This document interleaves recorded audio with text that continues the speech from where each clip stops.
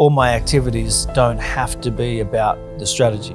My activities should be, how do I keep myself in a regulated and creative state as much as possible? I think also we're sold on this idea of hustle.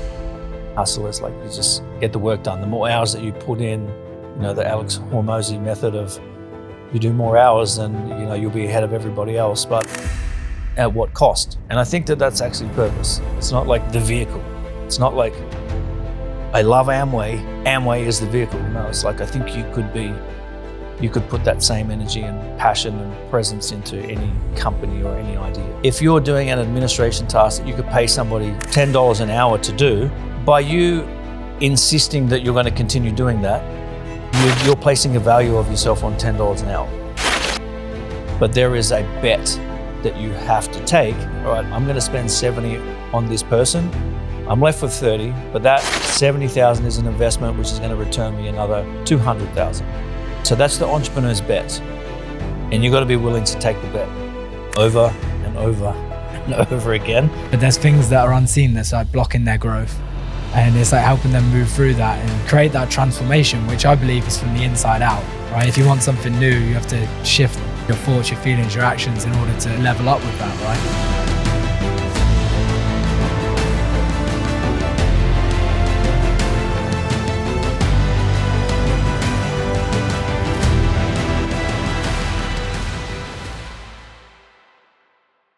Taking this moment to give some gratitude to you, the listener, to investing your time and energy into your transformation, taking your life from where you are now to where you're moving to. We've got an exciting venture that we're going on with this movement of the Transformation Code. And one thing that you could do to really support this movement is to leave a review and also to subscribe. It will allow us to have access to more guests who can share their codes and their value. And then we can share that with you as the listener. So if you could just take this moment to leave a review and also to subscribe, that will really help the growth of this movement and this channel. Thank you so much for listening. Enjoy the episode. Welcome to the show, Monty. Thank you so much for having me. This is a treat. Yeah, it's a treat. I mean, we're here in your studio and I want to give this moment to say thank you, first of all, for being on this journey of creating the Transformation Code podcast. And you creating this space for creators here in Bali at Lighthouse Studio, which is where we've done this creation. So yeah, I appreciate you, man. Oh, thank you very much, man. It's been awesome working with you, and it's been a real pleasure having you here. And you've really kind of gone after it. So yeah, it's been my pleasure. Epic. And yeah, for today on the show, I'd love to start with. To go back, because of what you've created now is amazing. But if we go back to you in your early days as an entrepreneur, so go back to say like the 2008 moment where the crash happened. Yep. And what was your outlook and mindset like with business before then? Yeah. Yeah. So I think my experience up until then was just limited. So I actually had my first business when I was 8. So I just always had this entrepreneurial mindset, like I was just always going to be an entrepreneur. But a lot of my experiences kind of led me to trying to do things by myself. That's my own childhood traumas kind of showing through in adulthood and in business. So I'd grown a business before 2008, and it was in the automotive parts industry, and I didn't really have a passion for automotive industry. I just came up with a cool idea, and the whole business kind of unfolded. Like I bought a new car in 2004, I think it was, and then I was like, I'm looking for aftermarket turbo kits or something, and then it's like, okay, let me try to resell that on eBay.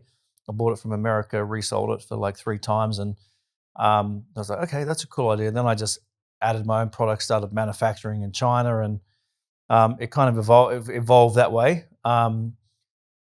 But I grew it to where I had 5 people, but I couldn't grow beyond that because it was just limited mindset. Like I had to control everything, and I didn't have the knowledge, I didn't have the experience, I didn't have the wisdom to be able to go beyond that ceiling. And there's different ceilings as you go through business, but 5 people is definitely one of them, and then 12 is another, and then 25 is another.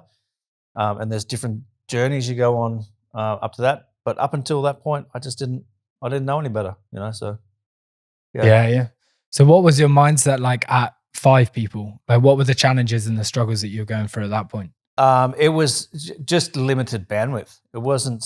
I don't even know that it was so much that like I felt like I struggled. It was just not enough time for me to grow the business. And certainly marketing in most of my business has been a bottleneck, I guess. I think I'm quite good at some things, which is building systems, building team, developing team, coming up with new ideas. But certainly marketing is not my strong suit. So I think as time has gone on, I've just looked at more ways I can get help with that, more team expertise, outside help with that. But back then, I just didn't really know what to do. So the business hit a ceiling because of the limited capabilities that I had with marketing, and there's only so much a small team can do. And back then, I just didn't know any better. So Yeah, because I feel like when you're on this journey of being an entrepreneur, like the idea is normally have like a desire that you're going after to, create something, to bring something into the world. I'm curious, what was your like desire at that point? yeah, honestly, I think it was. If I really look back, and this is something I've really been looking at a lot in this last 2 years, because building Lighthouse has taught me a lot, like being here in Bali, and I've got a team of 40 or so people here. So I've really done a lot of self-exploration this last couple of years, and maybe it's just like the time of my life now, like going into the second half of my life and Midlife really crisis, having a hard look at what I want to do and what I'm good at, what I'm not good at. And what I've, I guess, observed, with myself is I'm very good at starting things. Like I really love the ideation, like coming up with a new idea, and then it's very easy for me to move. Like if I've got a great idea, it's easy for me. There's no barriers, and there's never been any barriers for me to take actions on that idea. But then what has tended to happen is I'm in the middle of the business, things are running, and then it's like day to day, the same thing, every day kind of thing, start to get into the mechanics of the business. And then that's where I tend to get stuck, right? And then my motivation kind of goes down, and I tend to lose my way, I lose my vision, I lose my passion. So I think that that's just what happened back then. Get the business to a certain point, it's making me money. And then what I should be doing is moving on from that. Like either I should have other partners running the thing, and I should have moved on. But once, as an entrepreneur, if you're already created this situation where you're making money and now you're stuck in it, like you're stuck in the mud, it's really hard to get yourself out. And it's also really hard to see what's actually going on. Like what I say is you can't see the picture when you're living inside the frame. It's like it's really hard to get perspective of yourself and what you're good at, what you're not good at. So if I had my time again with the knowledge that I've got now, I would have started every business with partners in place. Like here's my idea, I've got a great idea. Now let me go find somebody who's a marketing partner or somebody who's an operations partner. And then I spend the first 1 or 2 years in it, and then let them do their thing, and then I move to the next thing. Now it's taken me about 30 years too long to figure it out, but that's the journey. So yeah, and that's really, really valuable. Yeah, so like the new mindset around your building businesses moving forward is like the partnership. What do you look for in partners when you're going into business? So interestingly, like being at Lighthouse, this is this last couple of years, what I've noticed is I've found myself back in the same position as before. Now, my previous business before this was an outsourcing company. So at one point I had a couple of hundred staff in the Philippines, had 2 offices over there. And I actually scaled myself out of the business by 2019. And that's how I ended up coming back to Bali, coming up with the idea for Lighthouse. And I had successfully like scaled myself out to the point where I was just overseeing maybe 5 or 10 hours a week, just advising over the top of everything. It's like, okay, cool. Yep. I've kind of made it, right? That's the first kind of major level, I guess, of business where you can get yourself out of the business. It's making money without you, right? That's the goal. And then beyond that is like, okay, now how can that grow without me? That would have been the ultimate. But what I found was I had a really great lifestyle at that time. Like, I scaled myself out. I was really looking after my health. I had a great life here in Bali. And I thought I'd kind of reached the next level of the video game, right? And then I was like, I got this great idea for Lighthouse. Like, let me go and start that. And what I ended up doing is just creating, whilst it's a great idea and executed well, I still put myself in the trap again, right? So ideally I would have, for sure, I think having, if somebody is like, I am a pretty good executor. I'm good on operations and systems, etc. But being in a position where there is one person controlling everything, it would be ideal to have somebody else take control and ownership of one of the major departments. Like, marketing would be ideal, because in the first few years of a business, like, that should just be your focus. It's like sales and marketing to bring business in, and then everything else is about solving the problems that come with that growth. And there's no getting around the fact that you're going to have problems, but it's better to have quality problems of trying to fix growth rather than trying to not have any business. So if you can have somebody who is either you're a sales and marketing person and you just focus on that, and then have somebody else who's an operations person, and you guys, take ownership of those departments, then, so if you've got one person doing sales and marketing, one person doing operations side, and then take ownership of that, and then later on you can bring all the other people in to handle each department. So yeah, interesting. What part of you?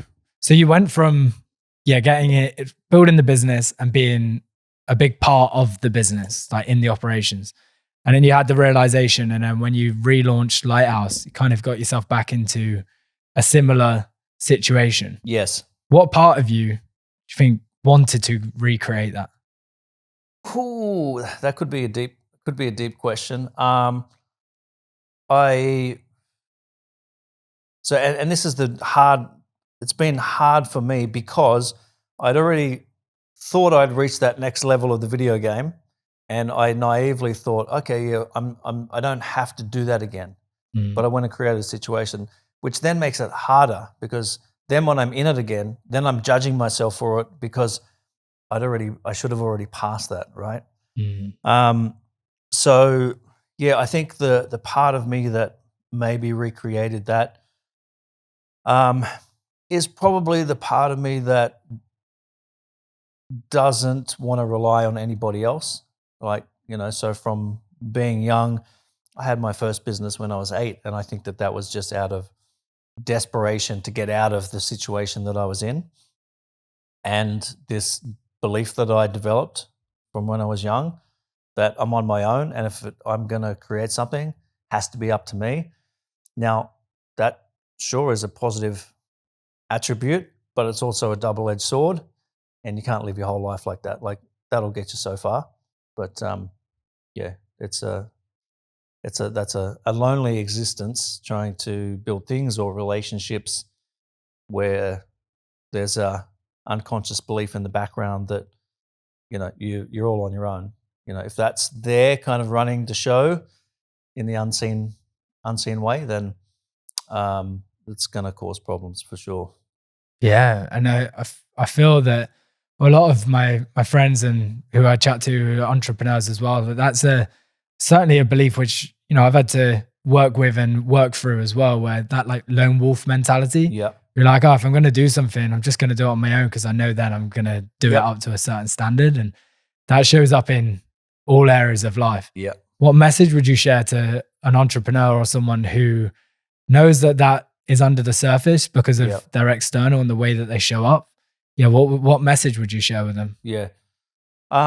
Two things. I think entrepreneurship in itself is a personal development and spiritual growth journey, because you do have to face your own shit. You got to, uncover a lot of things and have a long, hard look at. Oh, okay, well, that doesn't work. So it's tough. So I think the first thing is you have to be doing the deep work. You've got to be. I've done a lot of different things, and I think it's different for different people. You're taking people through breathwork journeys. I've done ayahuasca ceremonies in Peru and done all these things, and not saying that either one of those things is exactly the answer for everybody. But I think as an entrepreneur, you need to be doing those things, partly to uncover the layers of yourself so that you can continue your transformation, but also to regulate yourself, just be able to regulate yourself more, because entrepreneurship is basically, I was just talking to one of my staff before, like, what do you think my job is? I was like, I'm just literally a firefighter, right? It's like, I'm here with a fire hose. There's a fire over there. Like, let me just put that fire out, right? You can't avoid problems. And then if you're trying to grow something bigger, you're just going to have bigger problems. So the work is not to have no problems. It is to work on yourself so that you can be able to deal with those problems. Mm. So that's the first part of it. Something practical, I guess, is have the mindset where nobody's ever going to be able to do what you can do 100%. Like, it's just like you said before, like, if I want to get something done, I'll do it myself because I know it's going to get done properly. But obviously you can't grow a business that way. So if you can adopt the mindset that anybody you bring in the business, if they could do the job to 80% of what you could do, then you'll win in the end, right? So nobody's ever going to be able to do it to 100%, maybe. But from time to time, you might find somebody, given the opportunity, they might end up doing it better than you. But if you don't take that bet, then you're never going to see that opportunity. You're never going to be able to nurture people. You're never going to have people add value to the business and contribute in ways that maybe you didn't even know about. But you have to be okay with the idea that anybody you bring in, especially in the early days, like if they're taking tasks off you, if they can do it to 80% and then you just got to check the last 20%, it's a win. So Nice. The 80-20. Yeah, that resonates a lot. And the part around the building your capacity is so powerful. And this is where the work comes in, whether it's breath work, whether it's plant medicine, whether it's meditations, like have ways in which you can build your capacity inside of your own nervous system, inside of your own body. Because as you're building a team, at the start, if it's just you, right, there's a certain capacity that you need to hold just yourself. Yeah. And then say you're building a team of 5, right? There's a certain capacity that you need to hold that. And then you take it up to like the people who are world class, say like Tony Robbins, where he's on stage and holding the attention of the room of 10,000 people. It's like that's a whole lifetime of work where you're building your own capacity. Yeah. Yeah. So you mentioned about ayahuasca in Peru. Can you take me back to that journey? Sure. I went there. I went there in 2014. I had my previous business, and at that time I was starting to come to Bali. So how I grew my last business was I was invited actually all around the world to speak at conferences and seminars and workshops to speak about growing teams and speak about especially offshore staffing. So how to implement staff, in the Philippines. And while it's a normal thing now, like 12 years ago, 10 years ago, it wasn't really, it was just starting to become accepted. So that's how I grew the business. And I found myself in Bali speaking at some workshops. And I met a guy who had just been in Peru. He'd been in Brazil, and after hearing him talk, I learned about ayahuasca before, and I'd had some like dreams and some weird shit kind of happen. But when this guy was telling his story about it, I was like, oh shit, I gotta go. Like it was just something just dropped in. And then literally 9 days later, I was in Peru, and it was a 6-day retreat. It was supposed to be three ceremonies. And I ended up doing 4 ceremonies, ended up doing a 4th one. So it was mind-blowing. Like I've done it since in Australia, and I've done it in other places as well. And there's nothing like doing it in Peru. It's like proper shaman from the jungle. It's not like a white guy who's been in Peru and learned it. It's like, that's cool also, but it's just not the same. Like being with a guy somebody who's a proper shaman dressed in all this kit, cannot speak a word of English, and it's just like full immersion, like thrown in the deep end. So it was kind of overwhelming. Not overwhelming. It was intimidating. It was intimidating, and it was heavy. It was pretty heavy, but it was an amazing experience. From the ceremony on the 3rd night, I felt very unresolved. So after the ceremonies the next morning, everybody sits together and shares with the shaman, like, what did you experience? And then on that last morning, I shared, I had this vision of talking to a bear, like a 9-foot tall bear. And the shaman said, you have to go to the to the jungle up the river and see my father. I was like, that's a great idea, except I do have some travel arrangements. I have some flights, and I couldn't do it. So he agreed, and the organizers of the retreat arranged for me to stay an extra night one-on-one with the shaman. And everybody else left. Even the nurses left. It was just like me and the shaman. Wow. And that one was super intimidating because I didn't have like the comfort of these other guys who I'd shared the other ceremonies with, just me and him. And he was literally like from you to me away, just like for 3 hours, just like chanting and like playing instruments. And it was hardcore. So what I really got out of that was that last ceremony, that last one, a lot of emotional release, I think years time, lifetimes of just holding onto shit, and just so much emotion came out. So, I think that certainly gave me some insights about my personality and how I show up, and some stuff around my arrogance, I guess. Like I kind of got to look at myself a bit, and the work continues. But I think since that time, I've been able to soften, I guess. I think before that time, I didn't have the levels of awareness that I have now, and I certainly didn't. I was much harder, much like breaking down walls, and I'm going to succeed and smash through everybody kind of approach to life. So, I'm sure I still got a fair bit of that in me, but at least I've got the awareness of it now. It's like when I do something, it's like, no, that's actually not how I want to be. Whereas before, I wouldn't have had that awareness. I wouldn't have been able to respond to myself.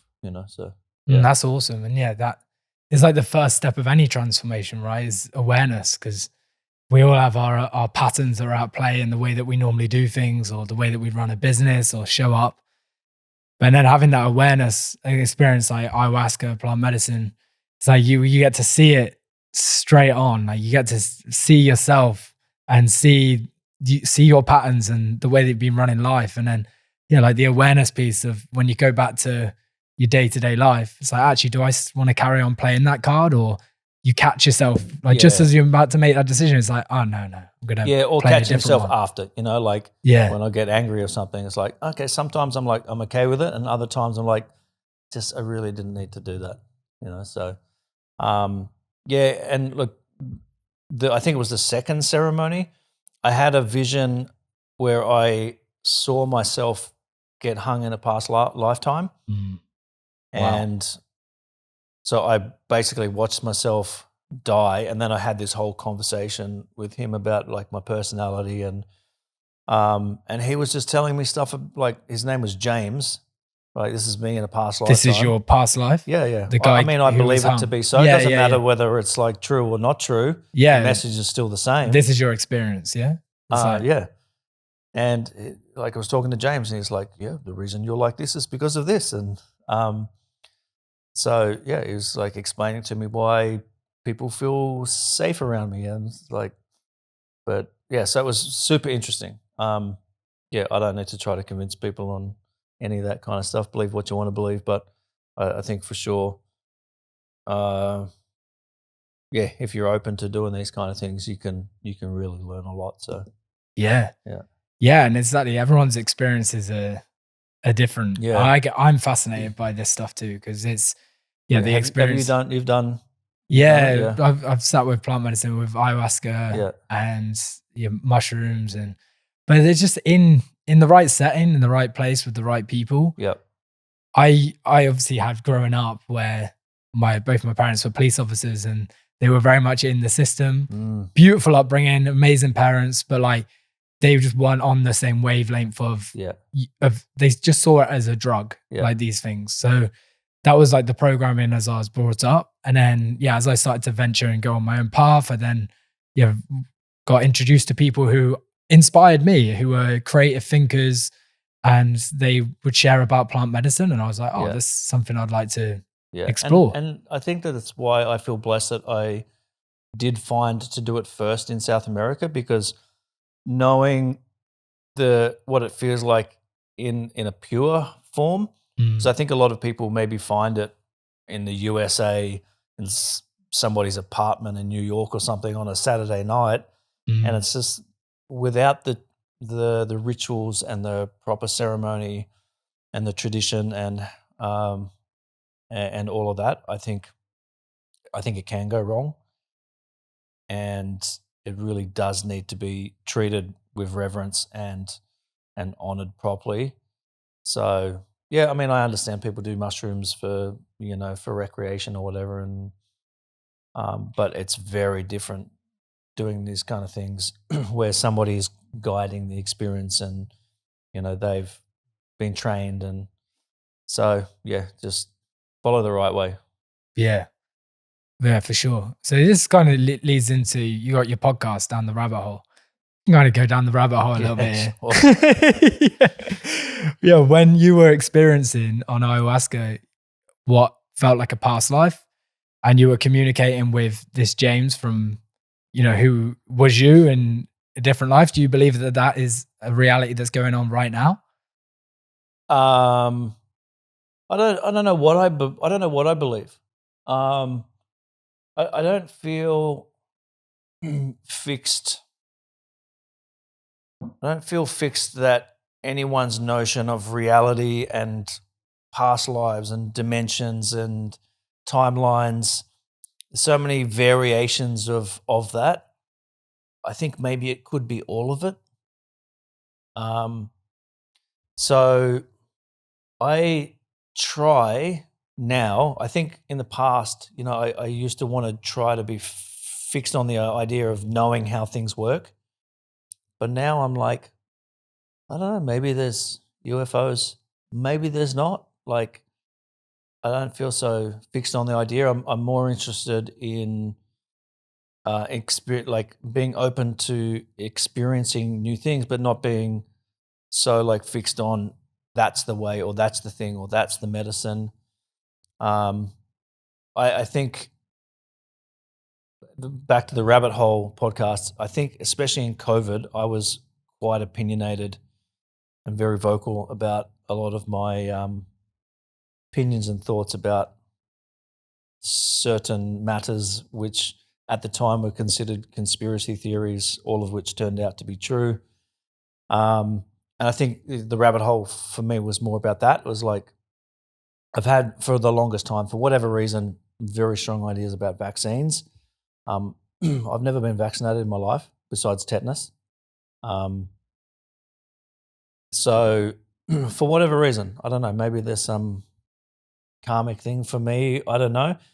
But for a long, long time, like I knew about vaccines. I'd researched about the excipient ingredients in vaccines and what's in them. And I remember having arguments with my sister about it and all this kind of thing. But for a long time, I think I was very opinionated about it. Like I was very like, no, this is what is happening. I know the truth. But I think as I matured maybe, I understand that there's different layers to truth. And there has to be compassion for where people are at, and who am I to say, what is the truth and what's not the truth. So the rabbit hole was exploring a lot of like these kind of conversations, and especially exploring health and wellness, and talking about plant medicine, open to speaking about ancient philosophies and all sorts of different things. I think I'm not particularly passionate about one particular thing like Egyptology or UFOs. It's like I just have a very broad interest in all of the what we would consider to be the unknown. So if I kind of look at what's showing up on my Instagram feed, there's a lot of like stuff about the pyramids, and so just a general curiosity about all of those things. So yeah. What's like from the down, because I'm very similar in that sense. Like the unseen world is that's what this podcast is. With the transformation code, it's a way that entrepreneurs, creators who are on that movement of creating something new in their life, but there's things that are unseen that's like blocking their growth. Yeah, and it's like helping them move through that and create that transformation, which I believe is from the inside out, right? Yeah. If you want something new, you have to shift, your thoughts, your feelings, your actions in order to level up with that, right? And then, all the other unseen stuff when you start to venture down, like the plant medicines and and I think what it does, having those kind of experiences where maybe you've not experienced that before, like there's a bit of a smack in the face of, wow, there's a lot more to what's going on here than what I thought I knew. And then I think it's a good idea to be constantly questioning yourself and questioning the way things work, and having your reality shaken up. And I think that there's just layer upon layer upon layer. I think this whole life journey, I think our ego, our mind likes to think that there's a place to get to. It's like, I'm going to take all these actions and I'm going to get here, and that's how things are going to be. But now where I'm at, I just think this whole life journey is just uncovering new levels of things that I don't know, and I need to be open to, different things. I have this feeling or intuition and observation that there's things happening in the world now and maybe for the next 5 years that are going to actually like uncover things for people. Like there's going to be things that happen in the world, like people really go, oh wow, okay, like that shit was happening. Like before COVID, I was talking about Bill Gates in 2015 and people thought I was crazy, right? And now people think I'm a fortune teller, right? But I was talking about this kind of stuff a long time ago. And I think a lot of people are starting to wake up to the idea that, I do believe that there are people with powers that, the average person like you and I don't really understand how that works. And there's hidden agendas and things like that. And I think a lot of those things are starting to come out, and more and more will come out, which will open people's eyes. And then that will have people, I think, lean into, the people going to church is, on the rise, Just saw something the other day about Joe Rogan. He's like, going to church. So it's like, I think people are really starting to look for belief in something, belief in God, which I think is good. So, yeah. Yeah. Yeah, I think it's important at least to have everyone has their own beliefs and they, walk in their own, their own experience, their own reality, where sometimes it can feel very individual, like you are you and I'm me and everyone's just on their own little path. Yeah. And then there's something greater that's connecting each and every one of us where, where it's sometimes like mystical, magical, crazy things just happen. Like you have a thought 1 minute and then the next minute it's showing up. Yeah. It's like in opening up to the reality that can be a reality. Yeah, for sure. Yeah. And look, I maybe I'm an anomaly, I don't know, but since I was young, I've always had a lot of experiences. Like when I was young, I saw spirits when I was young. So and there's places I would go to and I would like tell my mama, like, I've been here before. And so I think I was always tapped into something when I was young. And then that kind of like got slapped out of me probably through school. And so I think I've always been very open to that the world around me is not just what my five senses can see. There's a lot more going on. So yeah. How have these outlooks on life and things that you've learned on down the rabbit hole and your own curiosity helped you integrate inside of Lighthouse and your business? I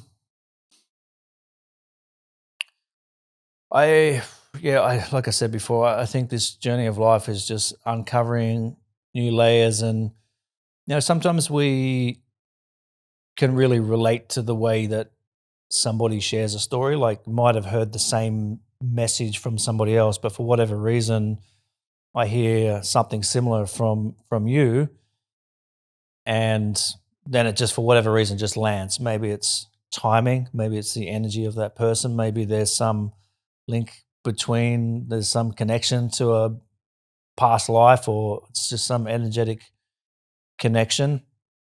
So I think it's kind of it's looking for the clues, looking for the consistent themes, like where the curiosity sparks, like where a little flame just kind of go, and then the flame comes back again from another person.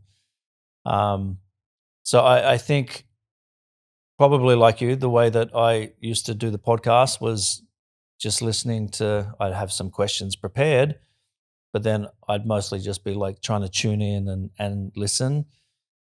So I think just that process by itself, allows you to be able to have a connection with. So it's not so much like the exact message that somebody is telling you; it's the connection of how that's being shared. So those kind of interactions on the podcast, coupled with some of those lessons, has certainly sparked ideas for myself, where it's allowed me to go down a rabbit hole and really explore like a certain part of me, or why does that particular thing interest me so much? Like, why am I so interested about like, for me, surfing? Like, my partner, she's always teasing me because it's like I'm looking at surfboards online, buying land in places where there's surf. I have like 12 surfboards, but I don't surf that much. Like, I surf, but I just love everything about surfing. Like this morning I was watching the World Championship Tours, and I don't even think it's the surfing. It's something that the surfing represents. Like, there's something about surfing that maybe means freedom. It's connection to nature.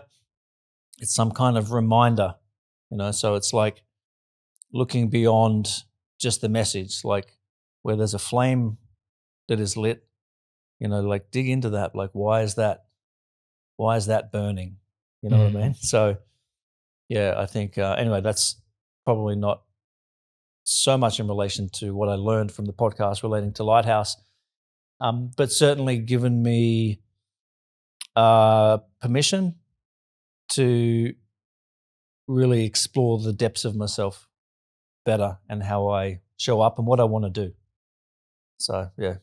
Yeah, that's awesome. Yeah, because when you got a team of 40 people, so the more that you know about yourself, the more you're able to be compassionate to a team or connect with a team in some way, shape, or form. Yeah. Because the first step is the relationship with self, right? It's like if you're an entrepreneur and you're like trying to build something meaningful, yeah, you're disconnected with your own truth, yourself. Like Yep. it's not going to be a great journey, right? Yeah. Yeah. Yeah. And for me, it's like people probably think I'm a hard boss. Hey guys, but people stay with me for a long time, right? So there's times when I'm like, oh, I shouldn't have said that, shouldn't have done that, but it's like I also know I'm helping people, right? So sometimes it's like almost looking at myself from a few angles, but it's a constant evaluation of like, okay, no, that's in alignment with your values. That's not, shouldn't have done that. Unpacking situations of where I've handled things and where I could handle things better for sure. But certainly having a big team throws in dynamics of dealing with different personalities and certainly, yeah, you're going to learn a lot about yourself for sure. Mm. Yeah. Yeah, fascinating. With the outsourcing side, what are like your top tips to outsource? Top tips. So that one I mentioned before about the be okay with having somebody just do things to 80% of capacity. The second thing is it's what I would call the entrepreneur's bet. Now, this is something I've actually not stolen, but borrowed from Daniel Priestley.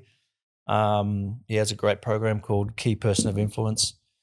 And one of the things that he talks about is the entrepreneur's bet. And that is, as you're growing the business, what tends to happen is that we look at the money in the bank account or we look at the money that's in our pocket and then we make decisions based on that. So maybe you have a team of like, say, 5 people and it's like, all right, now I need a manager and I'm making $100,000 a year. But if I'm going to pay a manager, I got to pay them $70,000 a year. And all of a sudden I'm left with 30,000. So the natural tendency is to lean towards keeping your lifestyle, right?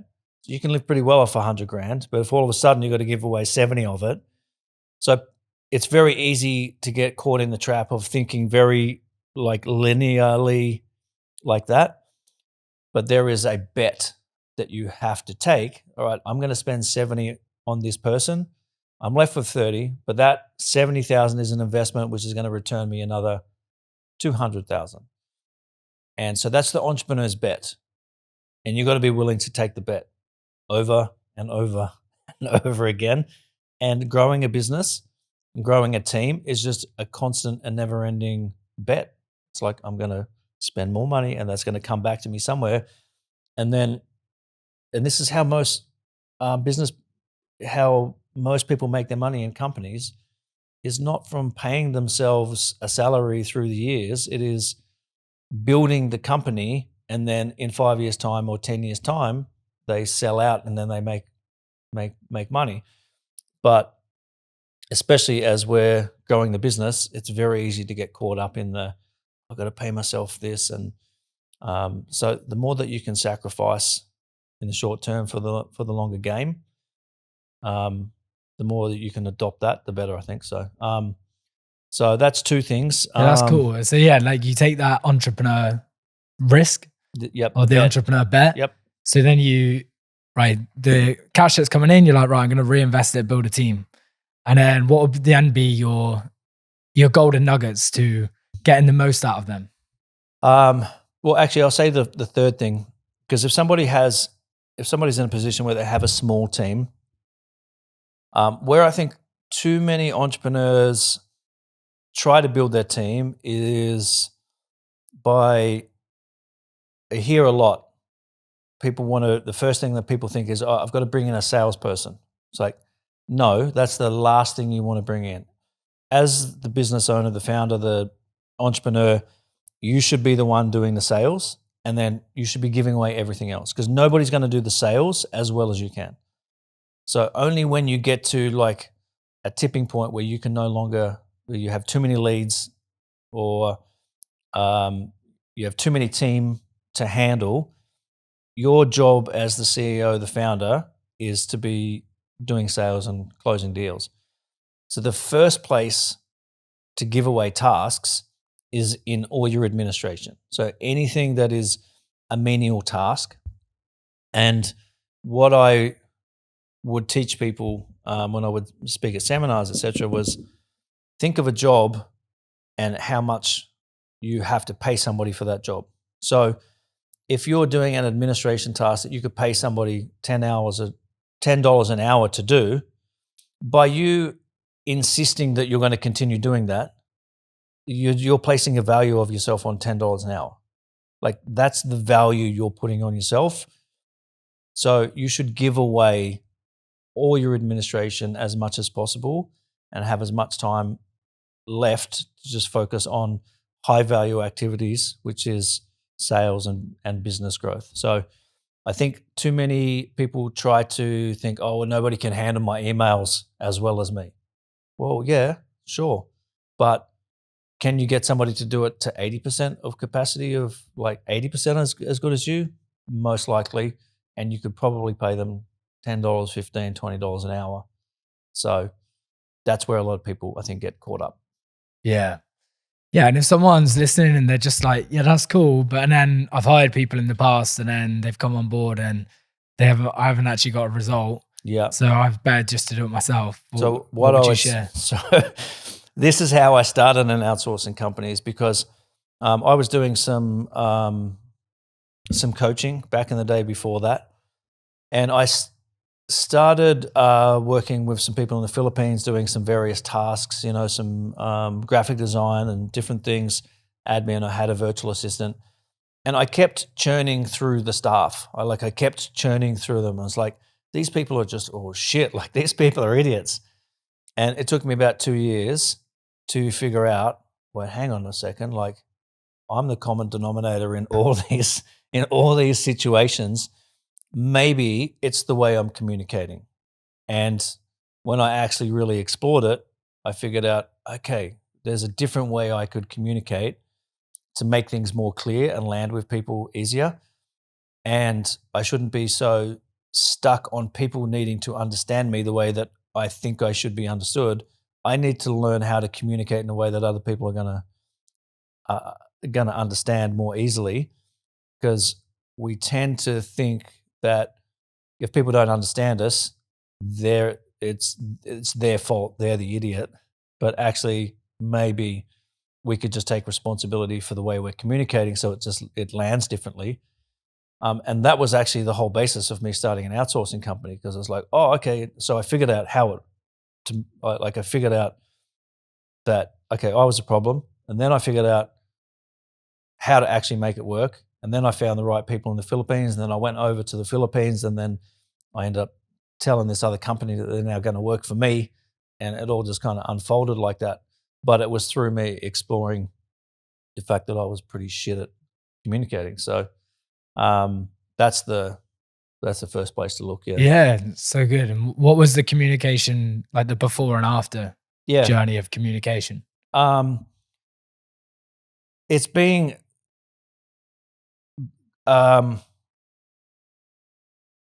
taking the approach that we tend to communicate things where we think that other person's going to have common sense, right? And that is not usually the case. So it is making things crystal clear, like bullet points. And even before Loom was out, like I was teaching people, like if you want to communicate clearly, do not just type an email. Do not like just type them a message on, Messenger or something. Do a Loom video where you are showing the visuals, you're doing like pointers, so you've got like visual cues, and you're explaining and you're talking through, here's step 1, here's step 2, here's step 3. So if you're showing people visually, you're explaining clearly and properly, and you're doing it in such a way, it's not like you don't like you want to slow the process down. So be patient, like have some patience, and don't skip the details, because that will end up taking you longer in the long run. It'll end up biting you in the ass and taking longer. So just spend more time communicating clearly, and which is hard to do. Yeah. Because it's like we want to just get a result now. It's like, you should just understand me, but that doesn't work with relationships. Yeah. And it doesn't work with most people. So Yeah. yeah. And sometimes it's just like it's a language thing. Sometimes it's an accent. Sometimes it is just like a misunderstanding of personalities. So obviously there's all these personality profiling tools and stuff out there. And my personality is such that I have very big ideas, but struggle. One of my previous struggles is like trying to explain big ideas to people, right? And that's not easy. So if you're somebody who has big ideas, typically you would be impatient in other people not understanding you, right? So understanding your personality, understanding your communication, and then understanding who you're communicating to may not be the same as you. Like you're speaking different languages, right? I'm not talking about English and Russian. I'm talking about personality types. It's like love languages. It's like you should understand your love language, but then understand somebody else's love language so you can communicate to them in their language. So it's like that.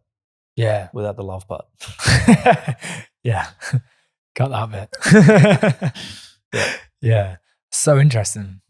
Really interesting. What's been one book that you've read that shifted everything for you?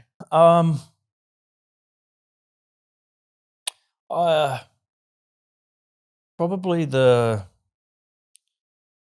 a few classics that I always go back to, and that is The Alchemist, and The Richest Man in Babylon. Like that one, like I didn't have much in the way of mentoring or role models when I was young, but my grandfather gave me that book, I think, when I was a teenager, and that one really kind of landed with me. So that one was kind of critical for steering me and giving me inspiration. And I think knowing those kind of concepts when you're like young is like, it's not the be all and end all, but I think it's something I've always been able to revisit and go back to. So when things are not going so well, it's kind of like I go back to the basics. Like I'm not going to go to the most complicated strategy book about, like lead generation. It's like, if I think my problem is marketing the business, I'm not going to go to tactics of marketing. I'm going to go back to my purpose and how I'm feeling and go back to the fundamentals. So, yeah, I think, what else? So Richest Man in Babylon, that one is probably my all-time favorite. What else? Another book that did really resonate with me.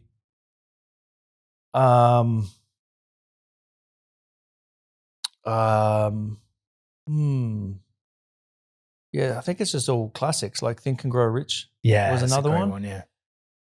And I read a few Tony Robbins books when I was young, and so I don't think I've read them again since. But yeah, all the fundamental ones, because I think people can get too caught up in strategy and tactics when things are maybe not going to plan. You got to like just go back down to ground level. It's easy to kind of get caught up in, I've got to learn this new thing, but maybe it's like you just got to go back to the basics and unlearn some things, So yeah. That resonates. Yeah, because it's like often a personal problems that show up inside of the business where I would say always. Yeah. And it's like they're going back to those fundamentals of actually what's driving me right now. Like and the fuel changes over time, right? Yeah. So then it's tapping back in, like with this like 2.0 version of self that's now showing up. They're going to show up differently, even doing the same things that they used to do. It's like if you're still stuck doing stuff that was like 5-year-old version of you, of course, like you're going to be a bit demotivated because like you've come a long way since then. I'm curious, what is like you mentioned about your purpose and what drives meaning for you? Like, what does that look like for you at the moment? This is something that I really wrestle with, and I have a lot of thoughts around it, not just for myself and my life, but I have a lot of thoughts around like purpose for everybody. And one thing that I have kind of come to believe is that the purpose of my life is to be in the constant pursuit of purpose. It's like, I don't know that there is any one particular thing. And I think the reason why this shows up in our lives, because we kind of get sold on it, right? It's like, follow your passion, follow your live your purpose. And it's just kind of in your face. So, you can live an abundant life from following your purpose and knowing what your passion is. And I don't know how much I buy into that. I think if I think of all the businesses that I've had, I haven't started a business. I haven't started Lighthouse Studios, the biggest podcasting facility in Indonesia, one of the biggest ones in the world. I didn't start it because I was like so passionate about podcasting or like an expert on microphones or any of that. It was just like, it was just a cool fucking idea. I saw a gap in the market, and that's how all of my businesses have unfolded. So I don't think it's my passion to do that. Like, I'm not passionate about a particular thing, but I think purpose is whatever it is you're doing at the time, being present with what you're doing and putting purpose into what it is that you're doing at the time. And then I think if there is like a true purpose, like a one vehicle that you should be pursuing, then that will show up by how you're being and the purpose that you're bringing to whatever is the activity. So that's kind of my take on purpose. So I think for me, I'm constantly looking at the things that I like, filtering the parts of the activities that I'm doing that I shouldn't be doing. And especially in this last year, I've really had a look at, like what I want to be doing long term with my time. And it's not a particular business. It's not a particular vehicle. It's not multi-level marketing. It's not a podcast studio. It is more in the architecture of businesses. I think if I really reflect back, where things have felt like really in flow, things have unfolded most organically, has been in the ideation phase, in the startup phase. And I think I can add a lot of value to other people in that realm, and me not getting stuck in the business. So I think the next part of my chapter beyond Lighthouse, I still love it here, but I think the next objective for me is for me to just be an advisor of Lighthouse, and I've still got some ways to go. And then helping other people with their business, but doing it from a place of being as attuned as possible to what I am really naturally good at, and knowing what I'm not good at, and just being okay with not doing those things. And I think that that's actually purpose. It's not like the vehicle. It's not like I love Amway. Amway is the vehicle. No, it's like I think you could put that same energy and passion and presence into any company or any idea. So that's my thoughts. That's awesome. Yeah, and so powerful because it's like meaning, purpose. It gets thrown; those phrases get thrown around a lot. Yeah, yeah. But I think people just look for it in a vehicle, and it's easy to get sold into it because it's like there's every expert online saying, 5 years ago it was like, we'll show you how to launch an e-commerce business, and this is, this is your purpose kind of thing. we're sold into the idea that our purpose lives inside a vehicle or a particular kind of business. I don't think so. I think it's it's who we're being. It's what we bring to that activity or to that business. So yeah. Yeah, that's awesome. Yeah, like the meaning in any moment, which you can change. It's like right now, you can change purpose. I believe we're creators. Our soul, we're creators. We can move into anything and create. Yeah. Like the idea of transformation is to create something new in your life. Yeah. And in order to do that, you can do that you need a sense of purpose, but it's not just like, oh, here you go, there's a purpose and crack on. It's like you have to create that. Yeah. You're like, right, I've got this vision. And then now it's your responsibility to go, what meanings can I attach to this to make it more meaningful, which meaning creates purpose. Yeah. That's my take on and it. what's hard about it is because if you start a business as an example, then especially in the start, like you're so excited about it and there's a real feeling of like, oh, this is juicy and this is my purpose. And then like, okay, you set these business goals and then it becomes all about the strategy of, okay, we've got to reach these goals. Okay. So to reach those goals, we've got to have this amount of customers.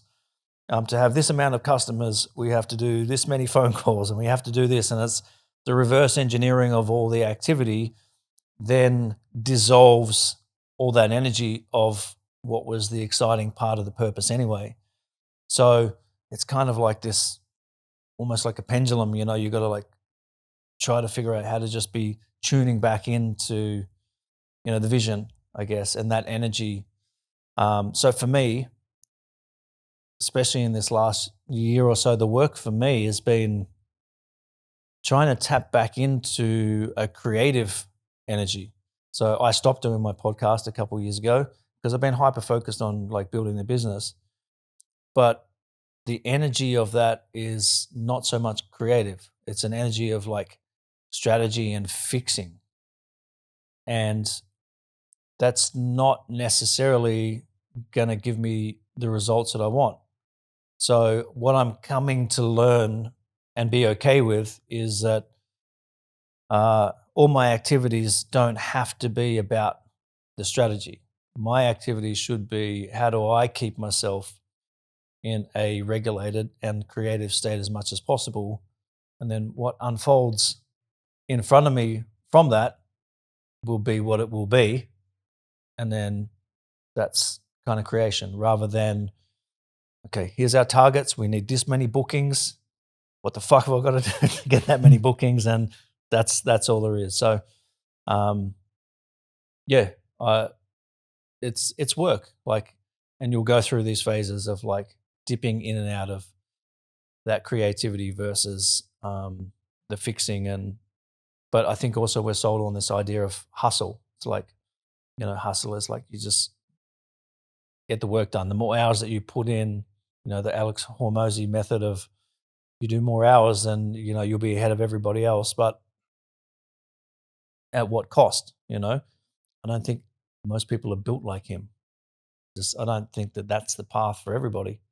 I'm sure that there's some people that's your creative outlet, but I don't think it's necessarily right for everybody. So, but yeah, at the end of the day, if any activities is taking you away from being the best version of yourself or a regulated version of yourself, then I don't think it's the path. Yeah. Interesting. So, and it is constantly looking at that, and then how do you bring yourself back to that? Yeah. And then you'll move away from it, and then you got to bring yourself back. But it's just always reminding myself, I got to do what I need to do to bring myself back into that alignment. So, yeah, I got two questions on that when it comes to the work with Lighthouse. So, for you to bring more creativity into the work here, like what would that look like? For me, I've got the least amount of excuses in the whole world for not creating content. So this sitting here with you is like, feels strange. It's like, oh, wow, this is reminding me again, oh, this is content creation.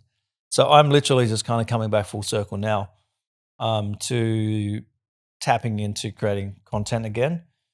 And I think creating content is not so much for me a mechanism or a tool for getting views so that people click and then they see what I do and then they'll pay me money for something.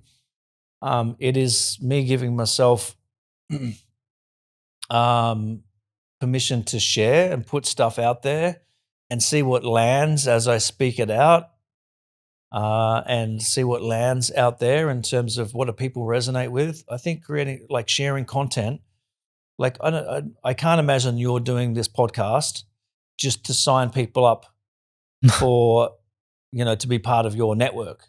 Yeah, right? You're doing this because it feels like this is a creative thing for you to do, which is going to help you evolve to become the next best version of yourself. I think that is a great reason to create content because opportunities will show up that you can't predict, that you can't know. And I think the giving yourself permission to be on some kind of stage and talk to cameras and, there's skills that come with that. And I'm sure you've kind of also been on, I don't know what you're like now compared to the first time you're on the podcast, on the first episode. I mean, it's a self-development journey in itself, where the nervous system is a lot of the work which I've been fascinated around. And in this kind of environment, it's like for your nervous system, you're going to really see what's going on. You're going to see how safe you feel when you start to share certain things, or you go down one path and you're like, oh, suddenly you start to tighten up. Yeah. It's like, do I really want to go there? So you learn so much about yourself and your expression, which has been a real journey for me, for sure. And I think it's hard for most people. It's like, is the words coming out of my mouth like landing with people? You know what it's like, just you have a conversation with someone and it's like you say something, that didn't land, like that didn't come out the right way. And it's just like giving yourself permission to just like get stuff out there and share. And I think unless you do that, you're not going to know what is really, what is your message.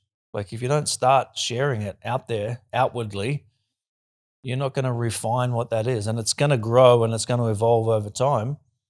But I think that to me is like, that's kind of the whole point of Lighthouse. It's like, it is giving yourself permission to shine. It's like, That's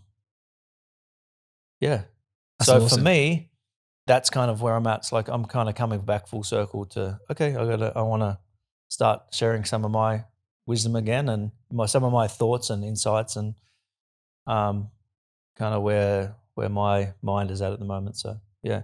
Awesome. And then the second question would be, what needs to be taken out so that you can have more space to create? Yep. So it is layers of management. It's like, we're a couple of years into the business and it's like, it's at that time now where, okay, I've got to take myself out, let other people step into the bigger responsibilities. And that's what's happening right now. I'm bringing people into the business who can take ownership of departments and then I can just kind of oversee. So that just creating the space, it's so being okay with the fact that they're not going to do it to 100% of like how I would circling do it. Back. Yeah. And being okay with the idea that there's going to be some buyers here and there and, and just creating the space for that. So, yeah.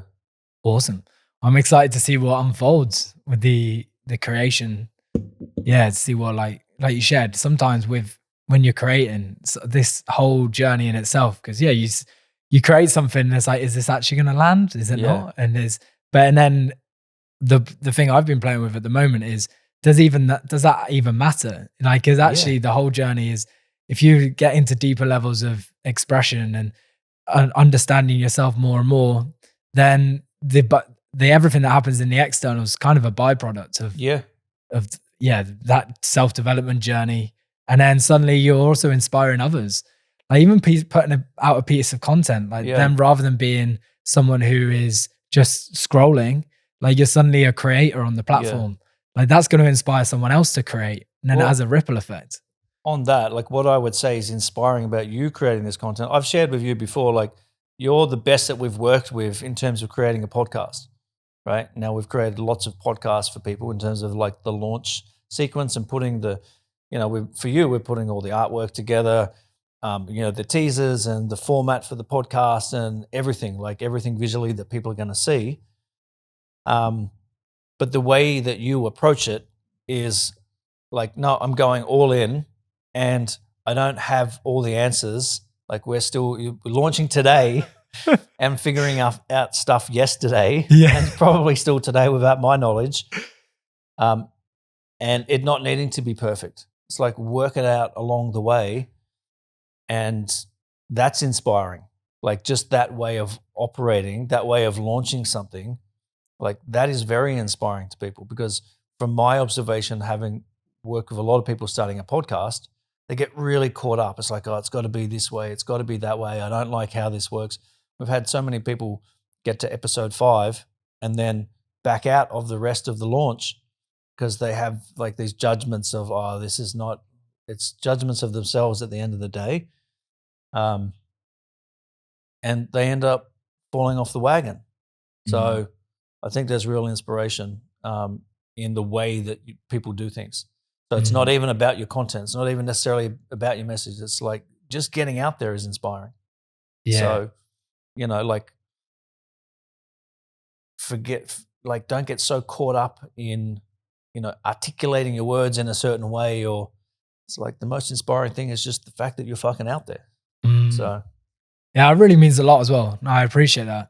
And I feel like for people listening in who, as a recovering perfectionist, it's like this is constant practice where it's like, I want to hit a certain standard, but then also us having such a high standard can really hurt your production because like it's good to have a standard, but then also to be okay that there's no such thing as perfect. So actually the creation process in itself, it is what kind of sharpens the sword. Yeah, and I think that's what's good about the podcast format. You're not reading any questions off any notes. There's no scripts you're reading off. I'm sure you come into the conversation prepared. Here's what I want to ask. I've done some research. But you're not getting caught up in the words you're using or caught up in the language. So this kind of format kind of gives a lot of freedom for creating content without needing to have all the answers ready. And then what tends to happen, what I've seen a lot, when people are creating a masterclass or a series of, online classes for their course, online programs or whatever, they've got scripts for it. And it's very easy for people to get caught up in the script because it's like you're looking at the camera, you're looking directly at the camera, you're reading off the script. And then it's like you read this little part, it's like, oh, that didn't sound quite right. And then you get this little judgment and then you stop. And we've had situations where people have spent a whole day recording and like, I can't use any of that. Mostly not because what they were saying wasn't good, it's because what they thought they were saying wasn't good, right? So, if there's any message here, it's like, don't get so caught up on like everything needing to be perfect because the perfect will come from the practice. Even though it'll never be perfect. So, it's just putting yourself out there. It's the only way. Awesome. Well, at this part of the show, we have the period where we have mystery messages and each guest will leave a message. So, cool. Yeah, inside of the vault with the idea that, every guest leaves a code, right? So the transformation code where you can then reflect on that and maybe based on a conversation or where you're at in your life, it will resonate with you and then we can have a chat about it and then close out. Okay. Cool. Ready? Cool. So in there are messages there's 10 mystery messages and then each guest leaves a message. Yeah. So you'll leave a message today and then that could be picked in an episode's time or 10 episodes time, 20 episodes time. Okay. Let's see. Okay.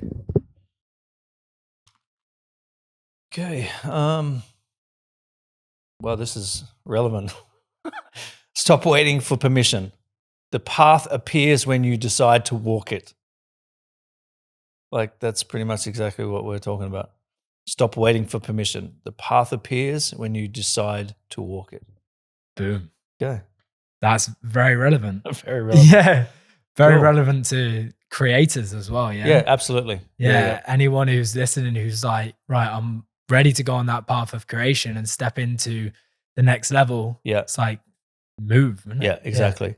And look, it might be the case that if you want to start creating content, of course, doing it in a studio is awesome because there's a lot of the technical barriers and excuses get removed because there's so many. Like, if you want to create good content, then there's a lot of things you have to think about. Like, okay, well, what am I going to talk about? Then there's like, is that going to land with people? And then there is, okay, all right, I need a camera, I need a microphone. How do I do the recording? And then the editing. And there's so many things to get caught up on. Like, just remove as much of the reasons and excuses and like the hard work out of the way and come and do it at Lighthouse, or like, work with an expert or get somebody to handle that for you. But just try to remove all the excuses and the reasons why you might not be able to start. Because you will find reasons and excuses to not start something because you don't know how to do video editing. You don't need to know how to do video editing. So yeah, that's been the process with this creation. Whereas working with Lighthouse and yourself has allowed me to come in here and do the thing that I actually was on the mission to do, which was create a podcast, a movement, have conversations with guests where we could help others see things in a slightly different way and shift from the inside out. Yeah. So I can come in and sit and actually focus on that rather than think, right, is the camera set up? Yeah. What are we going to do? Is the audio working? Yeah. It's like, no, all that's taken care of. Well, that's why it's hard for me to sit in this chair because I'm like, they're doing their job. Yeah. So I agree. It's like removing the friction, and this can be used in anything. When you're on the journey, remove as much friction as you can so you can focus in on the one thing that you really want to get good at or progress in. Yeah, absolutely. Awesome. Cool. Appreciate having you on, man, and thank you for this journey. Yeah. Thanks for having me, man, and congratulations and well done. And I'm looking forward to seeing what comes of this for you and what the next phase looks like. So well done. Thank you. Cheers, man.